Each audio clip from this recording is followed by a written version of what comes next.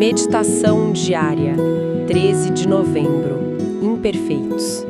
Não vamos ser perfeitos. Se fôssemos perfeitos, não seríamos humanos.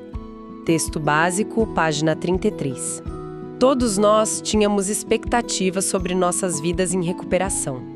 Alguns de nós pensávamos que a recuperação, de repente, nos daria empregos ou nos tornaria capazes de fazer qualquer coisa que quiséssemos. Ou talvez imaginássemos uma perfeita adequação e facilidade em nossa interação com os outros. Quando paramos para pensar, percebemos que esperávamos que a recuperação nos tornasse perfeitos. Esperamos não continuar a cometer erros, mas cometemos. Não é nosso lado adicto se mostrando, é nosso lado humano. Em Narcóticos Anônimos, nos esforçamos por recuperação, não por perfeição. A única promessa que é feita é nos libertar da adicção ativa. Perfeição não é um estágio atingível da natureza humana, não é um objetivo realista. O que muitas vezes procuramos na perfeição é nos libertando do desconforto de cometer erros. Em troca desta libertação do desconforto, perdemos nossa curiosidade, nossa flexibilidade e o espaço para nosso crescimento. Podemos considerar esta troca. Queremos viver o resto de nossas vidas em um pequeno mundo bem definido, salvos, mas talvez sufocados, ou queremos nos aventurar no desconhecido, assumir o risco e alcançar o que a vida tem a nos oferecer, só por hoje. Eu quero tudo que a vida tem a me oferecer e tudo que a recuperação tem para me dar. Hoje, eu vou assumir o risco, tentar algo novo e crescer. Uau! Essa meditação de hoje, Imperfeitos, ela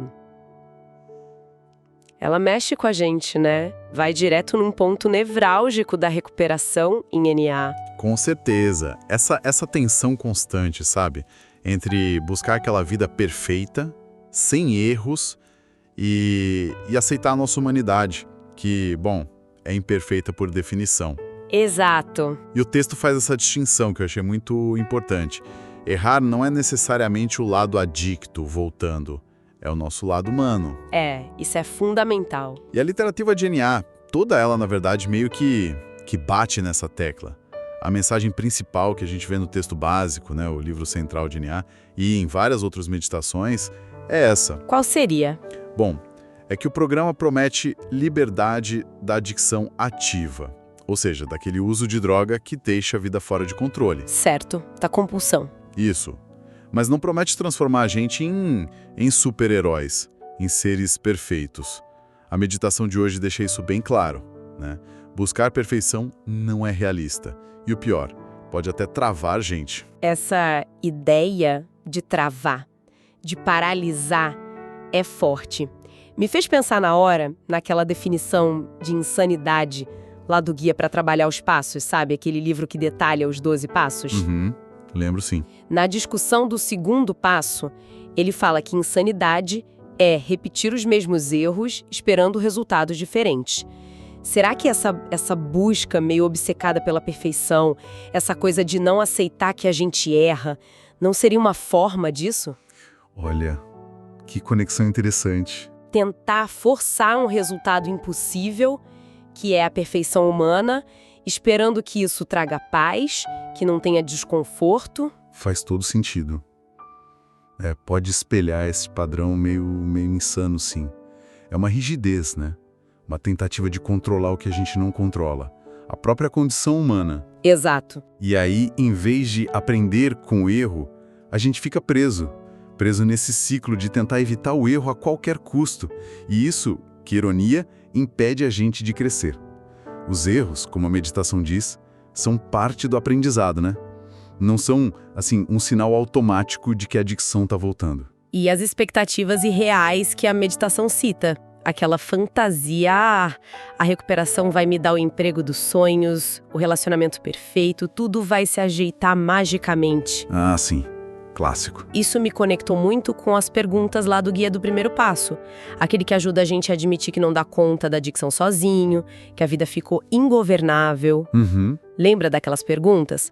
Sobre culpar os outros, ficar se comparando, ou se martirizando com eu devia ter sido diferente, eu devia ter feito melhor. Parece que essa busca pela perfeição está muito amarrada nessas armadilhas, né? Que prendiam a gente antes. Totalmente. Essas expectativas irreais são um peso gigantesco que impede a gente de dar aquele primeiro passo, que é aceitar a realidade, aceitar que somos adictos e precisamos de ajuda.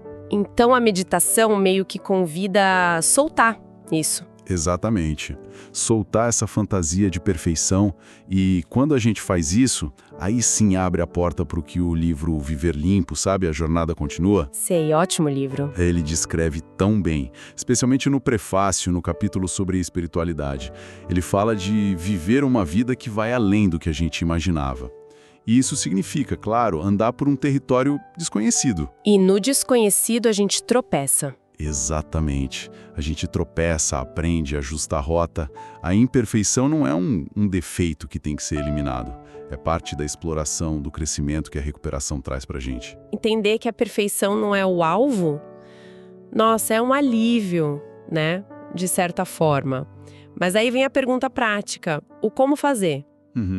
Se a meta não é ser perfeito, mas crescer com essa nossa humanidade, com os erros e tudo, como a meditação propõe, assumir o risco, tentar algo novo e crescer, como é que a gente faz isso no dia a dia, na prática mesmo? Quais ferramentas NA oferece para ajudar alguém a abraçar essa imperfeição de um jeito construtivo, sem se sentir um lixo a cada tropeço? Ótima pergunta. E o programa, ele é muito prático nisso? Ele oferece um kit de ferramentas, digamos assim, pensado justamente para essa caminhada. A base de tudo é o trabalho com os 12 passos. Os 12 passos. E especificamente o quarto passo, que é fazer aquele inventário moral bem honesto, sabe? E o 10º passo, que é continuar fazendo esse inventário todo dia e admitir rapidinho quando a gente erra. Esses dois são cruciais para isso. Inventário contínuo, né? Isso. O guia para trabalhar os passos mostra como esse processo não é só para ficar listando defeito, não. É para olhar com honestidade para as nossas ações, atitudes, medos, relacionamentos e reconhecer tanto onde a gente falha quanto onde a gente está crescendo.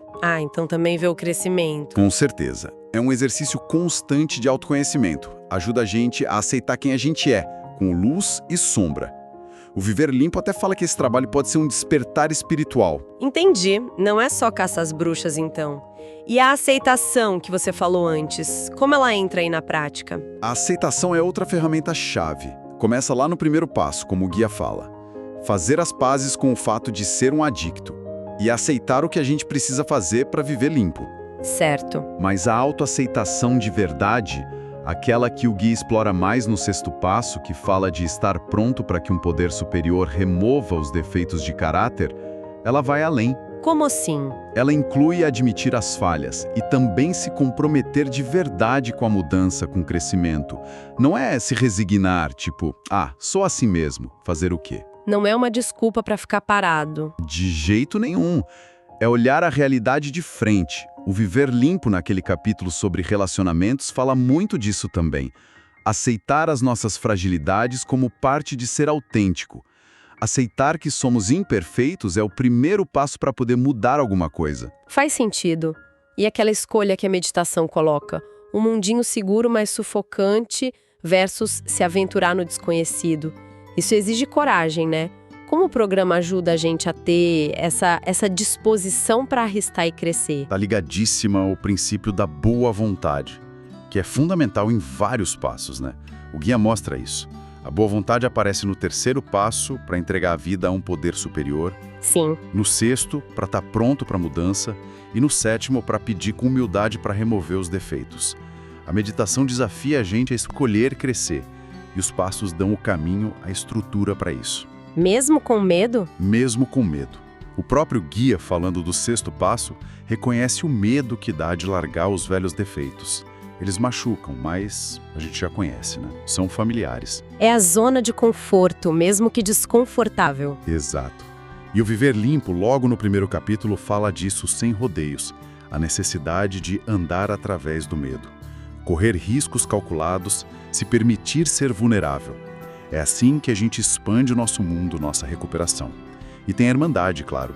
Essa rede de apoio DNA é insubstituível. As reuniões, o contato com outros membros. Isso. Partilhar as experiências, as boas e as ruins, nas reuniões é vital. O guia fala disso no 12º passo. O Viver Limpo tem um capítulo só sobre a Irmandade. Ouvir outras pessoas que estão passando ou já passaram por lutas parecidas com o perfeccionismo, com autoaceitação.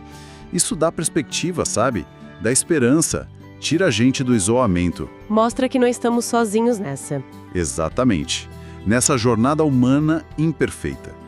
Várias meditações também falam dessa força do apoio mútuo. E a prática de oração e meditação, o foco do 11º passo. Buscar esse contato consciente com um poder superior, do jeito que cada um entende. Ajuda a sair da própria cabeça. Isso. Ajuda a ganhar uma perspectiva maior, que vai além da nossa vontade. Que muitas vezes é limitada, focada em controle, em perfeição. O guia orienta como desenvolver essa prática e o Viver Limpo tem um capítulo inteiro sobre contato consciente. Mostra como isso ajuda a achar direção, serenidade, mesmo no meio das imperfeições da vida. E por último, mas talvez o mais importante para o nosso papo de hoje, manter o foco no progresso, não na perfeição. Ah, sim. Progresso, não perfeição. Voltamos para a promessa central, lá do texto básico e de outros lugares. Libertação da dicção ativa. O objetivo não é virar um super-humano, é aprender a viver a vida como ela é, como seres humanos em recuperação. Aceitar a condição humana. Exatamente. O guia no 6º passo e o Viver Limpo no capítulo da jornada contínua reforçam. Recuperação é um processo diário, para a vida toda. Erros vão acontecer. Mas como o Viver Limpo sugere, a gente pode ver esses erros não como prova de fracasso, mas como informação útil, como desvios de rota que ensinam e ajudam a gente a ajustar o caminho. Nossa, isso tudo traz uma visão bem mais realista, mais compassiva para a recuperação. Mas, confesso, bate uma dúvida aqui. Diga lá. Se a gente aceita que perfeição não existe, que errar faz parte, como não cair na armadilha da complacência? Sabe, como achar esse equilíbrio? Aceitar nossa humanidade falha, mas continuar buscando ser melhor, sem usar a imperfeição como muleta para não fazer nada, para estagnar. É uma preocupação super válida. E muito importante, especialmente para quem já tem mais tempo limpo. A literatura de Nha não foge disso não, aborda de frente. E o que ela diz? A chave é entender a diferença entre autoaceitação e complacência. A autoaceitação verdadeira, como o guia descreve lá no 6º passo, ela inclui reconhecer honestamente onde a gente precisa crescer e se comprometer ativamente com essa melhora. Não é dizer, eu sou assim mesmo, dane-se. É dizer, ok, eu sou assim hoje, tenho essas dificuldades e tô disposta a trabalhar para mudar o que eu posso com ajuda. Entende a diferença? Entendi. Uma é passiva, outra é ativa. Isso. E a complacência é vista como um perigo real, um inimigo da recuperação, como o texto básico e o Viver Limpo alertam. Os sinais de complacência, segundo o Viver Limpo, podem ser se afastar das coisas que sustentam a recuperação, ir menos à reunião, parar de trabalhar os passos, sumir do padrinho ou madrinha, não ajudar mais ninguém. Começar a achar que já sabe tudo. Exato. Desenvolver uma atitude crítica, de ingratidão, de apatia. Isso é o oposto daquela aceitação ativa, voltada para o crescimento, que o programa incentiva. Então a diferença está na ação contínua, em continuar botando os princípios em prática? Perfeito. O antídoto para a complacência é a ação. O crescimento vem da aplicação ativa dos princípios espirituais dos passos em todas as áreas da vida. O guia bate nessa tecla no 12º passo. O Viver Limpo repete isso o tempo todo. Não basta só saber, tem que fazer. Exato. Aquela frase do Viver Limpo é muito boa. Não é o que pensamos, é o que fazemos. Encarar os desafios da vida, mesmo os desconfortáveis, vira a matéria-prima do crescimento. Não é algo para evitar, buscando uma paz artificial que não se sustenta. E o processo de fazer reparações, o 9º passo, é um exemplo claro disso. Crescimento pela ação. Como assim? Tanto o guia quanto o Viver Limpo explicam. Reparar os danos do passado vai muito além de pedir desculpa. Exige mudança de comportamento, mudança de atitude. Ah, entendi. Mostrar na prática. É a demonstração prática de que a gente está se tornando uma pessoa diferente. Assumindo a responsabilidade, buscando viver com novos valores, mesmo sabendo que a gente vai continuar sendo imperfeito, aprendendo a viver. Fazendo um balanço, então. A grande mensagem parece ser que recuperação em NA não é tentar apagar quem a gente é, com as falhas e tudo, para virar um santo de altar que nem existe. Não mesmo. É mais um convite para abraçar essa humanidade, aceitar a nossa condição de adicto em recuperação, né? E usar as ferramentas práticas do programa, os passos, a irmandade, a conexão com o poder superior, para aprender, crescer, se transformar, dia após dia, através dos perrengues que a vida traz. Exatamente. É como a meditação falou, escolher a aventura do crescimento, com risco e incerteza, em vez daquela segurança que sufoca, da inércia, do medo de errar. É escolher viver de verdade, né? Precisamente.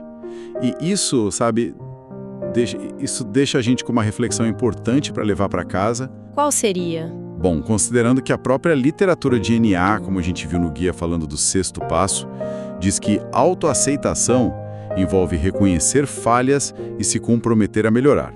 Mas também reconhece como é assustador largar os velhos defeitos porque a gente está soltando o que é familiar, mesmo que machuque.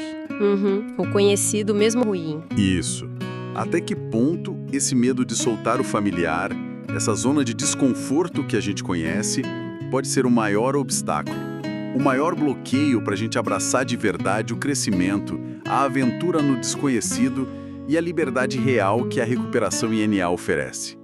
Será que esse apego ao conhecido, por mais doloroso que seja, impede a gente de viver a recuperação em todo o seu potencial? Fica aí a pergunta. Queridos ouvintes, ficamos por aqui. Lembrem-se, mais será revelado. Tamo junto, só por hoje. Funciona.